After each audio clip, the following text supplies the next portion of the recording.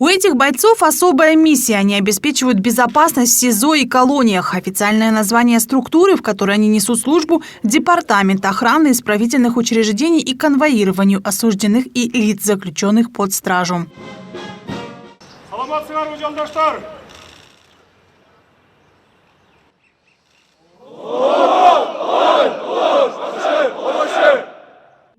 Полковник Мухтар Калыгулов за годы своей службы повидал разное. Попытки побегов, бунты как в мужских, так и в женских колониях.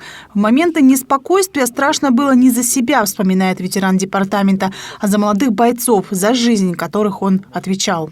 Мы боялись за жизнь солдатов своих. Потому что молодые солдаты, мы привыкли к таким, как говорится, беспорядкам. Но нам были дороже солдаты.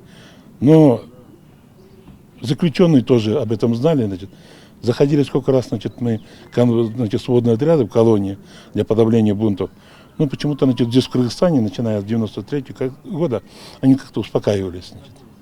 Обеспечивают безопасность спецконтингента не только мужчины. Среди бойцов много женщин. Алыбаева Зауре в этой сфере уже 19 лет.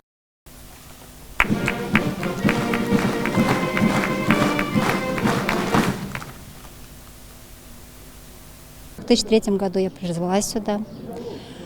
И все, здесь осталось служить. Но мне нравится военная форма одежды. Люблю ее носить.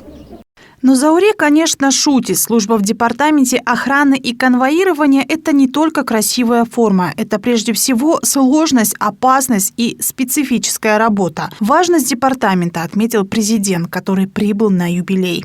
Мындан тура 80 жыл мурда түзүлүп, бул мезгил ичинде даңктуу күжүрмөн жолду басып өтүп. На протяжении 80 лет военнослужащие были верны военной присяге, свято берегли честь и достоинство, на основании законности выполняя возложенные на них государством ответственные задачи. В вооруженных силах нашей страны ваш департамент выделяется своей специфической службой. Конечно, работа со спецконтингентом очень сложная и ответственная работа. Круглые сутки и в жару, и в холод вы, преодолевая все трудности, поддерживаете мир и стабильность в стране, четко и добросовестно выполняя свои обязанности. Хочу подчеркнуть, что мы готовы оказывать всемирную поддержку и не пожалеем средств на создание сильной армии с высокой обороноспособностью.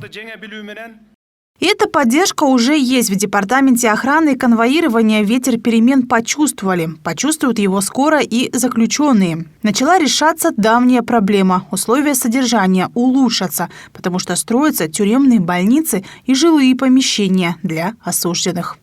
Начали выделяться соответствующие бюджетные средства. В результате этого мы уже перешли к конкретной фазе решения, претворения тех вопросов, касаемых по передислокации наших учреждений.